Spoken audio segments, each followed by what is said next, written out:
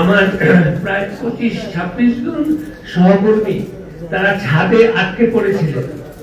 এখন যদি হতো যে যারা ডেইলি স্টারকে ঘৃণা করে তারা বলতো, এই সাংবাদিক, তোদের সঙ্গে কোনো সম্পর্ক নাই, তোরা বেরিয়ে যা, আমরা বিল্ডিং এ আগুন লাগাবো, সেই 26-27 জন ছাদে আটকে ছিল এবং ফায়ার ব্রিগেডকে আসতে দেওয়া হয় নাই।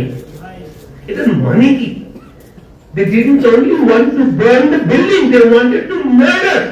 একমাত্র স্মার্ট সিটি বসুন্ধরা, আধুনিকতায় এক ধাপ এগিয়ে। The staff of Daily Star. So we have entered.